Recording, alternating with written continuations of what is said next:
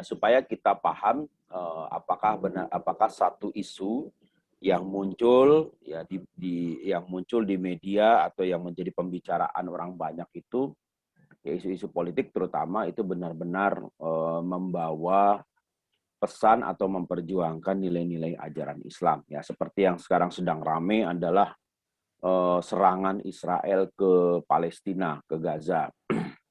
Nah, ini persoalannya kalau kita lihat, persoalan Israel dan Palestina ini bukan semata-mata persoalan keagamaan. Ya, kalau kita jujur melihat secara jujur, ini bukan semata-mata persoalan keagamaan. Persoalan keagamaan itu sifatnya dia harus bulat ya.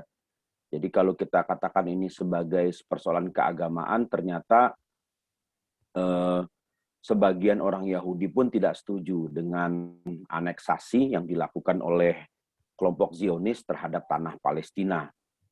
Ya, jadi Yahudi itu kan bukan hanya Zionis ya. Zionis itu adalah salah satu sekte terbesar atau sekte besar di kalangan Yahudi, karena ada sekte-sekte lain di kalangan Yahudi yang tinggal di Yerusalem. Misalnya ada sekte Yahudi bernama Naturai Karta. Nah, sekte Naturai Karta ini menolak aneksasi tanah Palestina karena sejak dulu sebelum berdirinya negara Israel, orang-orang Yahudi sudah hidup berdamai dengan orang-orang Islam di tanah Palestina.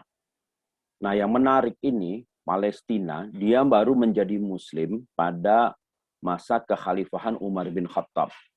Jadi sekitar tahun 640-an Masehi, mereka baru menjadi Muslim. Pada masa Nabi Muhammad, Palestina belum dikenal sebagai tanah Muslim karena sebutan Palestina ketika itu adalah Elia. Nah, Elia ini merupakan kekuasaan dari Romawi Timur. Dikuasai oleh Romawi Timur, dan pada tahun itu pula belum berdiri bangunan Masjid Al-Aqsa. Belum.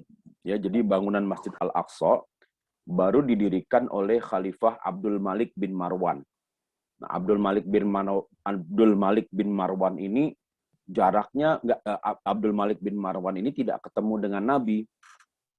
Bahkan Abdul Malik bin Marwan tidak bertemu dengan 4 orang khalifah. Ya, dari sahabat Nabi tidak bertemu Abu Bakar, tidak bertemu dengan Umar, tidak bertemu dengan Utsman, tidak bertemu dengan Ali. Jadi jaraknya sangat jauh. Ya, Abdul Malik bin Marwan ini adalah cucu dari Muawiyah bin Abu Sufyan, sahabat Nabi Muhammad SAW. Nah, jadi Masjid Al-Aqsa itu bangunannya baru didirikan pada masa kekhalifahan Abdul Malik bin Marwan. Jaraknya cukup jauh. Ya, awalnya Masjid Al-Aqsa itu memang tidak ada bangunan, tetapi Rasulullah bahkan di dalam Al-Quran ya disebutkan nama Al-Masjid Al-Aqsa. Ya, sebagaimana kita bisa baca dalam Quran surat 17 ayat 1. Ya, subhanalladzi asra bi 'abdihi lailan minal masjidil harami ilal masjidil aqsa. Maha suci Allah yang telah memperjalankan hambanya pada malam hari dari Masjid Al-Haram. Ya, kenapa namanya Al-Haram? Berarti ada Al-Halal. Al-Haram itu artinya suci. Jadi perbuatan yang haram itu adalah perbuatan yang dilarang oleh Allah dengan tujuan untuk menjaga kesucian fitrah atau kesucian hati manusia. Itu yang dimaksud dengan perbuatan yang diharamkan. Ya, kalau dalam bahasa fikih itu dikatakan sebagai perbuatan yang dilarang. Al-mamnu, perbuatan yang dilarang. Nah, Masjid Al-Haram itu maknanya adalah masjid yang suci. Karena memang dilarang di Masjid Al-Haram itu yang pertama membunuh. Tidak boleh membunuh, menghilangkan nyawa di Masjid Al-Haram. Yang kedua, tidak boleh menista. Ya, menjatuhkan harga diri orang di Masjid Al-Haram. Tidak boleh bertengkar di Masjid Al-Haram. Lalu yang terakhir adalah tidak boleh mengotori Masjid Al-Haram. Nah, jadi itu makna dari Masjid Al-Haram. Allah yang memperjalankan Nabi dari Masjid Al-Haram ke Masjid Al-Aqsa. Nah, Masjid Al-Haram sendiri pada masa Nabi itu tidak ada bangunannya. Jadi tidak ada bangunan seperti yang sekarang kita lihat itu. yang memutari Ka'bah itu tidak ada. Ya, bangunan masjidnya tidak ada. Yang ada hanya Ka'bah. Nah, dulu di sekitar Masjid Al-Haram itu ada rumah-rumah, ya, ada perkampungan-perkampungan. Ada perkampungan Bani Hashim. Bani Hashim ini keluarganya Nabi. Ya, ada perkampungan Bani Naufal, ada perkampungan Bani Adi, perkampungan Bani-Bani yang lainnya. Bani ini ya kayak semacam suku lah kalau di kita. Ya, jadi keturunan Hashim, keturunan Naufal, keturunan Adi, keturunan Tamim. Nah, itu mereka membentuk kampung-kampung sendiri. Demikian pula dengan Masjid Al-Aqsa. Dulu tidak ada bangunan Masjid Al-Aqsa, tapi Al-Quran menyebut tempat itu sebagai tempat beribadah karena memang dulunya Nabi Ibrahim alaihissalam sering beribadah di situ, di Masjid Al-Aqsa. Nah, pada masa Umar bin Khattab radhiyallahu anhu, ketika beliau menaklukkan Yerusalem, merebut Yerusalem dari kekuasaan Romawi Timur, ya, kekuasaan Romawi Timur, Umar bin Khattab melihat Masjid Al-Aqsa itu sebagai tempat pembuangan sampah. Ya, jadi ada tempat pembuangan sampah di situ. Nah, ide menjadikan Masjid Al-Aqsa sebagai tempat pembuangan sampah itu digagas oleh istri dari Kaisar Romawi yang bernama Ratu Helena. Nah, Ratu Helena itu karena bencinya terhadap orang-orang Yahudi, ya mereka menjadikan Masjid Al-Aqsa, Baitul Maqdis atau tempat ibadah itu menjadi tempat sampah. Nah, itu kemudian oleh Umar bin Khattab dibersihkan, lalu kemudian Umar bin Khattab melaksanakan sholat di Masjid Al-Aqsa itu. Nah, ini satu contoh ya bagaimana kita memahami konflik antara Israel Palestina ini kalau dilihat dari aspek sejarah. Ya, jadi banyak aspek yang bisa kita lihat di situ. Kenapa orang-orang Israel begitu ngotot menjadikan Palestina itu sebagai tanah air mereka. Jadi sebenarnya mereka menggunakan argumentasi kitab suci Talmud bahwa Yerusalem atau Palestina merupakan the promised land, ya, the promised land itu tanah yang dijanjikan di dalam Alkitab, di dalam Talmud. Nah, dan usulan itu diterima oleh dunia. Jadi satu-satunya agama yang boleh mengatakan bahwa kita kita melakukan tindakan dengan dasar kitab suci, yaitu hanya Israel. Sedangkan orang Islam nggak boleh mengatakan bahwa saya melakukan ini karena Quran, itu nggak boleh. Nah, itu kan ketidakadilannya di situ. Ya, sisi tidak adilnya di situ. Harusnya kan kalau satu agama mengatakan bahwa tindakan mereka dilakukan berdasarkan kitab suci, ya semua agama juga punya pandangan yang sama. Ya kan, harus diakui pandangan itu. Nah, ini bagaimana kita memahami isu-isu politik ya dalam kaitannya dengan agama. Jadi posisi agama, posisi politik dalam ajaran agama ini bagaimana dalam ajaran Islam?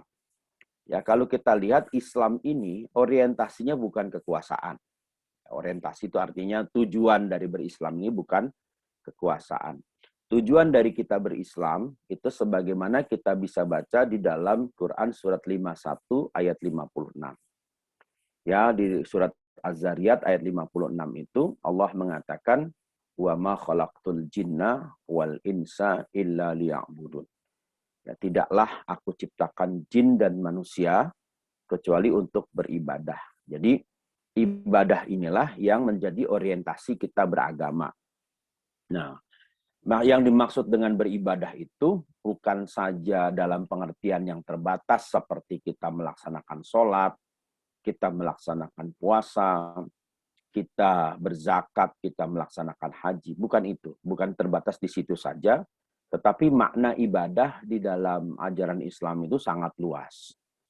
Yang dimaksud dengan ibadah itu adalah menerapkan nilai-nilai yang disampaikan oleh Tuhan ya melalui para nabi dan rasul. Jadi nilai-nilai itu, kalau nilai-nilai ini sifatnya lebih umum dibandingkan perbuatan. Maka karena orientasi dari Islam ini adalah ibadah, kita beragama ini sebenarnya tidak dibatasi oleh fasilitas apapun. Sehingga Nabi mengatakan di dalam hadis riwayat Bukhari, ya, ju'ilat lil ardu masajidah, dijadikan bumi bagiku dan bagi umatku itu sebagai tempat sujud. Artinya orang sholat itu tidak terbatas harus di satu tempat, ya, harus di tempat yang bernama masjid. Tetapi di mana saja, asalkan tempat itu bersih, sebagaimana Nabi katakan bahwa ada 5 tempat yang tidak boleh dijadikan sebagai tempat sholat. Yang pertama jalanan, karena itu nanti akan mengganggu orang. Yang kedua tempat sampah. Yang ketiga adalah tempat mengikat hewan. Ya, kalau dulu onta, kuda itu ada tempat parkirnya. Kemudian yang keempat, di tempat kotoran, ya, di WC itu nggak boleh. Dan yang kelima adalah di tempat ibadah orang-orang musyrik, itu yang tidak boleh. Tapi selain dari 5 tempat itu, silahkan melaksanakan ibadah. Nah, karena tidak ada batasan itu, artinya bahwa kita beragama ini tujuannya bukan kekuasaan, maka Islam ini dia bisa menyebar ke seluruh dunia. Kita bisa lihat Islam ada di Argentina. Selama ini tidak pernah terbayangkan bagaimana umat Islam bisa ada di Argentina. Ya, negaranya Lionel Messi. Islam bisa berada di Brazil. Selama ini kita tidak pernah membayangkan ada komunitas Muslim di Brazil. Dan jumlahnya makin lama makin banyak. Dan tidak pernah terbayangkan sebelumnya jika azan itu bisa dikumandangkan di Sungai Thames, ya, di London. Ramadan kemarin, azan maghrib dikumandangkan di Sungai Thames, London. Itu dulu nggak pernah terbayangkan. Dan tidak pernah terbayangkan orang-orang Islam bisa membeli gereja untuk kemudian dirubah menjadi masjid. Ya, kalau dulu di Indonesia itu sudah terjadi ketika Sunan Kudus atau Syekh Ja'far As-Shadiq mengubah pura milik umat Hindu menjadi masjid. Yang sekarang kita bisa lihat bernama Masjid Kudus.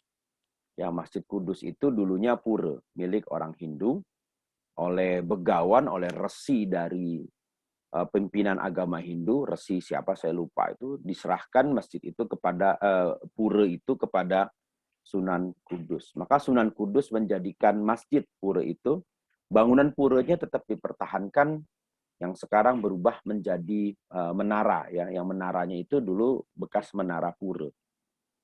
Nah, itu diikuti oleh para umat Islam, di Eropa dan di Amerika. Mereka membeli gereja, ya kan, gereja-gereja yang sudah tidak lagi dipakai untuk ibadah dijadikan sebagai masjid. Nah, itu satu contoh bahwa Islam ini memang ternyata tidak terikat dengan negara. Dalam arti orientasi beragama umat Muslim itu bukan untuk mendirikan negara, bukan. Orientasinya adalah beribadah. Karena ibadah itu tidak membutuhkan dukungan dari negara. Ya, ibadah itu tidak membutuhkan dukungan dari negara. Anda sholat kan nggak perlu aturan undang-undang. Bagaimana tata cara sholat? Ya sholat aja. Nggak perlu ada keputusan menteri, nggak perlu ada keputusan presiden, nggak perlu ada peraturan pemerintah untuk melaksanakan sholat. Ya kan, Anda puasa ya puasa saja gitu. Nggak perlu puasa itu diatur lewat undang-undang. Terus ada yang bertanya, Pak, kalau memang ibadah nggak butuh intervensi negara, kenapa haji harus diatur negara? Nah, persoalannya kalau haji ini itu sudah berkaitan atau sudah menyinggung persoalan hubungan antar negara. Kenapa begitu? Ya karena kita sekarang hidup dalam era nation state. Hidup dalam era negara bangsa. Di mana negara-negara itu punya aturan sendiri-sendiri. Jadi kalau kita masih menggunakan perspektif bahwa ibadah nggak perlu intervensi negara, ya udah berangkat haji aja. Tapi efeknya, dampaknya adalah ketika sampai di Saudi kita akan diusir. Karena dianggap pendatang gelap. Nah, karena itu dibutuhkan peran negara dalam kaitannya sebagai bentuk perlindungan negara terhadap warganya. Nah, jadi ibadah haji itu diatur itu sebagai bentuk perlindungan negara terhadap warganya. Jadi kalau kita melaksanakan ibadah haji, itu kemungkinan kita mati 50%. Saya sudah pernah berangkat haji, ya. Jadi saya melihat sendiri, ya, orang-orang tua, bahkan saya sendiri, itu punya kans untuk mati itu di sana. Orang banyak ngumpul, sekitar 3 juta orang, ya, di tempat yang serba terbatas, dan ya kita tidak tahu setiap orang itu membawa penyakit atau tidak. Ya, karena itu harus disuntik meningitis, karena ada kemungkinan seperti itu, kemungkinan kematiannya itu sangat besar. Nah, di situ negara itu mengintervensi. Maka ketika jamaah haji Indonesia datang ke sana, pemerintah sudah menyiapkan pos-pos pelayanan jamaah haji, ya, melalui Kementerian Agama. Bahkan ada polisi Indonesia juga yang ditempatkan di pos-pos pelayanan tersebut. Jika ada jamaah yang mati, maka diurus oleh pemerintah Indonesia berkoordinasi dengan pemerintah Saudi Arabia untuk penyelenggaraan jenazahnya. Nah, ini kan harus dicatat.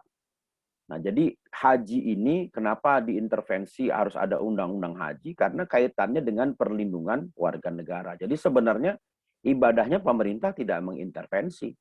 Ya, Anda tawaf, silakan tawaf, nggak butuh aturan pemerintah di sana. Ya kan, nggak butuh keputusan presiden, nggak butuh keputusan menteri. Anda sa'i ya sa'i, sholat di Masjidil Haram ya sholat.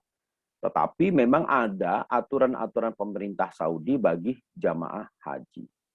Ya, tidak boleh melakukan perbuatan-perbuatan yang diharamkan atau yang dilarang menurut aturan dari pemerintah Saudi Arabia. Nah, ini satu contoh. Ya, jadi kerangka besarnya adalah bahwa dalam pandangan Islam, tujuan dari beragama itu adalah untuk beribadah kepada Allah. Itu tujuannya di situ. Nah, kenapa ada politik? Nah, politik ini adalah konsekuensi logis dari interaksi antara sesama manusia. Ya, jadi setiap kali ada interaksi antar sesama manusia, pasti ada politik di situ. Kalau begitu, apa makna dari politik? Ya, makna dari politik itu banyak sekali. Kalau kita baca di dalam tulisan para ahli politik, politik yang pertama bisa diartikan sebagai the art of power, seni memainkan kekuasaan. Itu makna dari politik. Apa itu politik? Ya, politik adalah pengelolaan urusan orang banyak. Itu adalah politik. Politik apalagi? Ya, politik bisa maknanya adalah usaha untuk membangun posisi tawar di antara kekuatan-kekuatan masyarakat. Nah, itu yang namanya politik. Nah, jadi politik itu kalau kita lihat dalam praktek, dia muncul dalam dua bentuk. Yang pertama bentuk resmi, formal, seperti anggota DPR, ya, hubungan antara eksekutif dan legislatif. Ada yang sifatnya informal. Nah, informal itu ya interaksi di antara kalian itu juga bisa jadi politik. Siapa yang paling berpengaruh, siapa yang mendrive, ya kan? Biasanya dalam satu kelompok itu ada satu pihak yang dia punya pengaruh besar dan dia bisa mendrive ya teman-teman yang lainnya. Itu juga sudah bagian dari politik. Nah, definisi lain dari politik itu juga adalah bagaimana kepentingan itu dipertaruhkan. Jadi politik itu adalah pertarungan kepentingan. Itu makna dari politik. Nah, kalau kita lihat dari berbagai definisi dan berbagai macam bentuk politik itu, bagaimana politik dalam pandangan Islam? Nah, politik dalam pandangan Islam, Islam itu karena bicara banyak hal, berbicara tentang fenomena kehidupan, ya, Islam juga berbicara tentang bagaimana kekuasaan itu dijalankan. Prinsip dari kekuasaan dalam pandangan Islam itu bisa kita baca di dalam Quran surat 3 ayat 27 atau ayat 26. Ya, ayat 26 dan ayat 27. Qulillahumma malikal mulki tu'til mulka man tasha wa tanzi'ul mulka mimman tasha wa tu'izzu man tasha wa tudhillu man tasha'u biyadikal khair innaka ala kulli syai'in qadir. Ucapkanlah wahai Nabi, Allahumma ya Allah, malikal mulki, yang memegang atau memiliki kekuasaan. tu'til mulka man tasya. Engkau berikan kekuasaan kepada siapa saja yang engkau kehendaki. Wa tanzi'ul mulka mimman tasya. Engkau ambil kekuasaan dari orang yang engkau mau, orang yang engkau kehendaki. Wa tu'izzu man tasya. Engkau muliakan siapa saja yang engkau kehendaki. Wa tudhillu man tasya. Dan engkau hinakan siapa saja orang yang engkau kehendaki. Maka nggak boleh sombong. Ya, nggak boleh sombong. Baru masuk UI udah sombong. Nggak boleh. Kenapa? Allah yang memuliakan, Allah yang menghinakan seseorang. Ya, kalau orang itu sudah dizalimi, dia berdoa, tu'til mulka man tasya wa tanzi'ul mulka mimman tasya wa tu'izzu man tasya wa tudhillu man tasya. Ya kan? Nah, hukum Allah mulai bekerja saat orang itu berdoa. Jadi prinsip kekuasaan itu bahwa kekuasaan itu pada dasarnya milik Allah. Ya, pada dasarnya kekuasaan itu milik Allah. Semua yang ada di alam semesta ini adalah milik Allah. Itu prinsipnya. Sehingga Allah bisa kasih siapa saja kekuasaan itu. Allah bisa kasih kekuasaan itu kepada siapa saja. Allah kasih kekuasaan kepada Fir'aun. Fir'aun kan kejam, mengaku Tuhan. Tapi kenapa dia lama sekali tumbangnya? Ya karena memang Allah menghendaki. Allah kasih kekuasaan kepada Namruz, musuh Ibrahim. Karena memang Allah menghendaki. Allah berikan kekuasaan kepada Nabi Sulaiman, seorang nabi. Karena Allah menghendaki. Nah, jadi prinsipnya seperti itu. Kekuasaan milik Allah sehingga kekuasaan itu tidak boleh disalahgunakan. Nah, ini yang harus kita pahami prinsip politik di dalam Islam. Kekuasaan itu adalah milik Allah sehingga dia tidak boleh disalahgunakan. Maka siapa saja yang menyalahgunakan kekuasaan, pasti dia akan dituntut pertanggungjawaban oleh Allah, baik di dunia maupun di akhirat. Di dunia dia dihinakan, terlebih lagi di akhirat. Nah, itu seperti itu prinsip kekuasaan dalam Islam. Nah, lalu apakah Islam bicara tentang bentuk negara? Tidak. Saya bisa katakan tidak. Jadi khilafah itu sistem Islam bukan. Karena Nabi tidak pernah mengajarkan atau Nabi tidak pernah menjelaskan secara detail sistem khilafah. Nah, kalau kita bicara tentang sistem, berarti kita harus pelajari makna dari sistem itu. Sistem itu adalah satu kesatuan yang terdiri dari berbagai macam variabel atau berbagai macam unsur. Itu yang namanya sistem. Dan unsur itu saling terkait satu sama lain. Nah, ini yang namanya sistem. Jadi kalau bicara sistem khilafah, berarti dia bicara tentang sesuatu yang saling berkait. Apa yang berkait? Ya, memang tidak disebutkan oleh Nabi. Nah, sedangkan kalau Nabi mengatakan khalifah, khalifah itu maknanya bukan khilafah. Khalifah itu maknanya adalah orang-orang yang melanjutkan misi kenabian. Ya, Nabi mengatakan misalnya di dalam hadis riwayat Tabrani, Allahumarham khulafai. Ya Allah, berikanlah rahmat kepada para khalifahku. Yang dimaksud khalifahku di situ menurut Nabi bukannya para penguasa, bukan para pemimpin negara. Tapi para sahabat bertanya, "Waman khulafa'uka ya Rasulullah?" Siapa para khalifah Anda wahai Rasulullah? Nabi menjawab, alladzina yahfadzuna aqwali wa yu'allimunahan nas.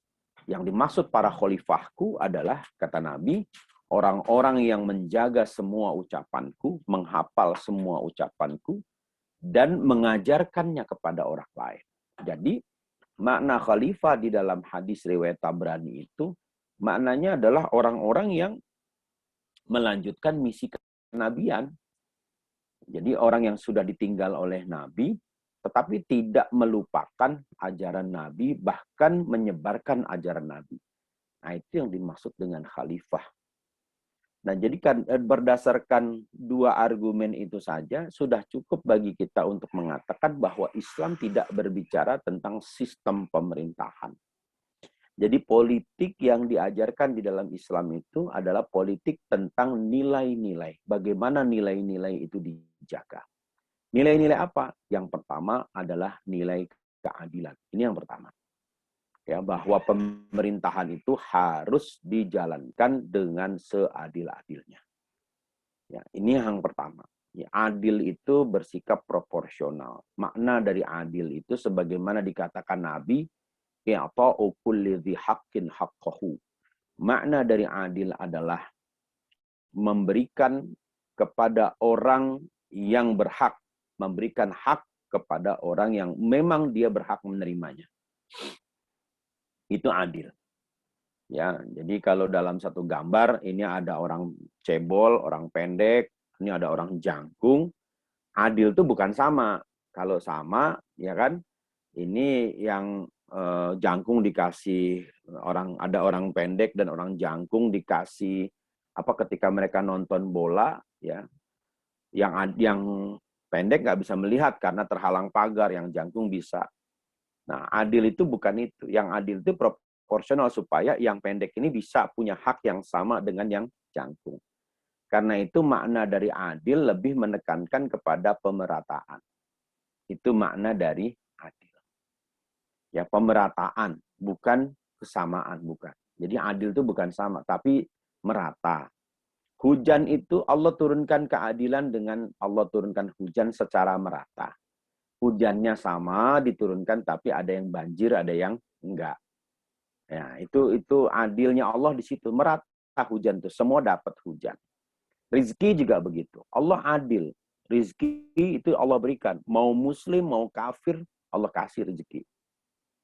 Ya kan? Kesempatan untuk kaya, ya tidak muslim, tidak kafir. Semua diberikan. Yang kafir pun diberikan kesempatan untuk kaya.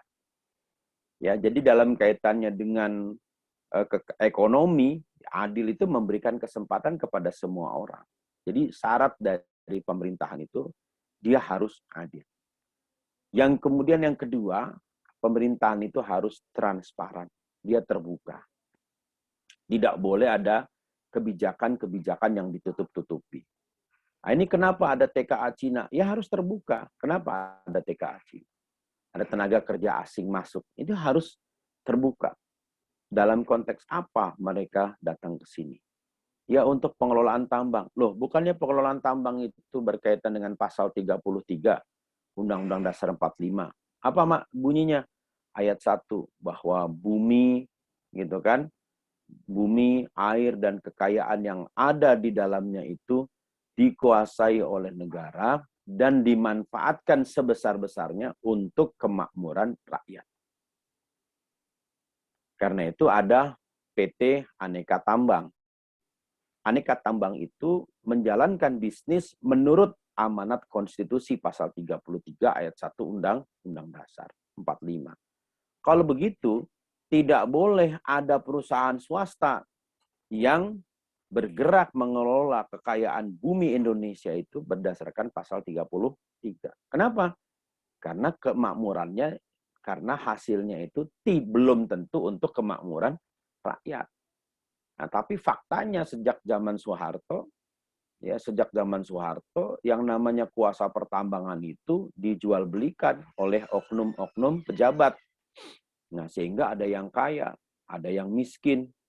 Nah, terutama ini yang tinggal di Kalimantan nih. Ada nggak yang dari Kalimantan? Kan tahu ya, semua perusahaan-perusahaan tambang. Di Sumatera Barat juga begitu.